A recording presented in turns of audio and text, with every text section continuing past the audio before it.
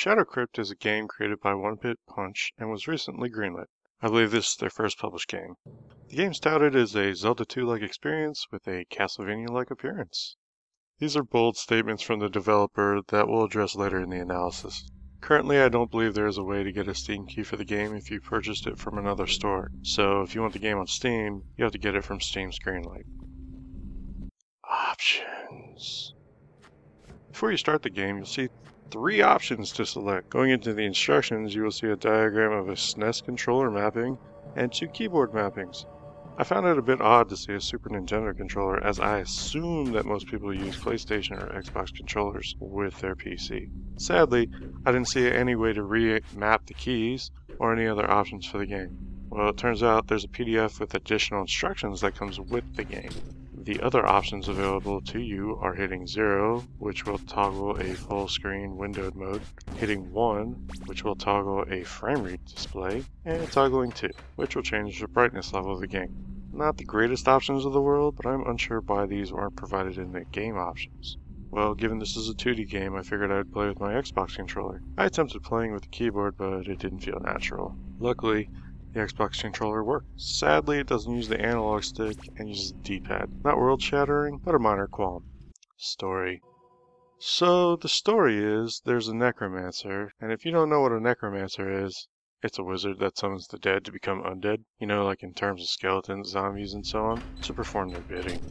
Oh, sweet bidding. Before you groan about the zombies though, in my playthrough, I didn't encounter any. So, back to the story. The necromancer has taken abode in a crypt, and is planning to summon legions of the undead to go across the realm, causing chaos and destruction, because that's what necromancers do in their free time? I don't know. Evil wizards must be angry individuals. They always seem to be doing these sort of shenanigans. Regardless of the necromancer's agenda, a wandering stranger, I'm guessing that's you, the player, comes into town because a dark presence drew him towards it. That seems like an odd thing to be drawn to. I mean, I'm drawn to attractive women and food, but who am I to judge? It just so happens that the stranger also happens to be the last living member of an order sworn to fight corrupted sorcerers for the centuries. It is in video game tropes like this that always make me think, shouldn't this guy be recruiting and training other people into the order? I mean, the order seems pretty important, as they've been around for centuries ensuring the safety of others from crazed mages. But this guy's like, oh shit, do you feel that evil presence? I gots to get to killing. Maybe he really doesn't like paperwork. Or people? Honestly though, games like this don't need great stories, and a MacGuffin is good enough to get you started. Weapons. You'll start with a sword, a shield, 3 spears, and your 6 health. The spear is an unexpected weapon, and it can be thrown across the screen. You can carry a maximum of 9 of them, and the damage range for them isn't exactly clear. The shield can block thrust attacks and arrows by default, but cannot block downward swinging attacks. In addition to that, the shield can perform a shield bash while you are standing, which can cause enemies to get knocked back. The sword is a typical melee weapon with a small range, and will be your bread and butter. Aesthetics. Graphically, this is a very beautiful 2D game. You can tell there was a lot of effort put into the character, his animations, the skeletons, and the fire effects. The game has a very haunting soundtrack which enhances the feeling of the game. The sound effects for picking up items and striking enemies feel classic in that old Nintendo way. You know when something has happened via the sound cues, and the game conveys this well. Design analysis. Alright. You're gonna learn today. Then we get to the analysis. The moving and attacking actually feel pretty natural with the controller. I would have preferred to use the analog stick, but this isn't a big deal. It can be a little difficult to determine the exact differences between you and the enemies, which can lead to some issues. But now, let's get straight to the matter. The game can be frustrating to play in its current state, and I feel like some of this is because of the design choices and mechanics. I'll start with some minor issues, then progress to more prevalent ones. First, the rooms are generally pretty boring, as the level design of each room isn't very interesting. But second, when a shield drops, it simply has the name of the shield and not what it does. This goes back to the PDF instruction manual issue. Adding a line in the description of what the shield does would alleviate this issue. Then there are 3 issues that really need to be addressed together. Oddly enough, they harken back to the old Nintendo days, but not the good nostalgic type of feelings that you would have. There are 3 mechanics in the game that make it feel frustrating. The first of these is the random item drops.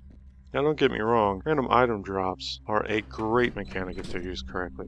Typically, random item drops are used for health, expendable items, and minor upgrades. There are reasons for this. It allows the game designer to control the difficulty for the player because they know the power level of the weapon the player has at any moment. In addition to the randomly dropped weapons, the game is also making the power level of the weapons random.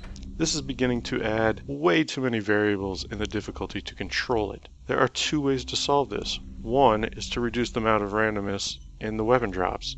This will ensure the player will get 1 weapon drop of decent power that can handle the challenge presented to them.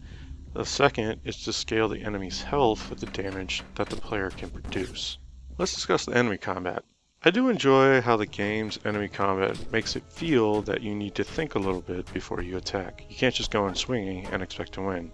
The issue here is multifold. The shield strikes often require 2 hits to keep the enemy at bay, unless you have the hammer shield and the extra knockback goes off. The defender shield stun is basically useless, and it doesn't last long enough for you to do anything other than go, oh, this stun went off, and then you are right back into the fight.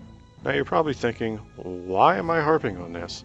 Well, it's your only defense from the ever-closing enemy. See, not only does the enemy's weapon hurt you, but so does touching the enemy, so your shield is your only protection from that. Otherwise you get stun locked into a corner and die, which can actually lead to the feeling of a lot of cheap deaths. Combat in a game is really about the feeling you want to convey. So suggestions for this could be don't allow the enemies with melee weapons to rush you, i.e. the stun lock deaths, increase the delay of enemy attacks, which will lead to a more strategic fight, or increase the shield bash knockback. The last and probably major issue is the death penalty. When you die once, the weapon and shield you found are removed from you. This goes back to controlling the difficulty.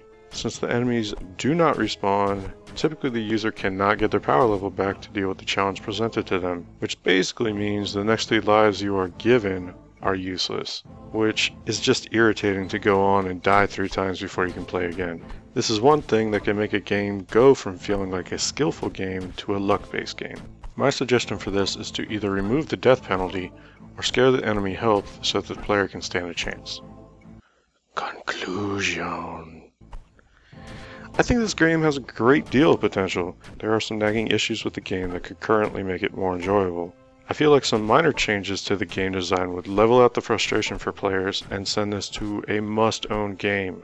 The atmosphere, graphics, and sound are all great, but in its current state, I will only recommend the game if you like frustrating gameplay of the old Nintendo games. Luckily, I don't believe the game is completely finished, so there may be some good changes ahead. Remember, if you liked the video, be so kind to hit the like button, and if you'd like to see more, you can hit the sub button. See ya.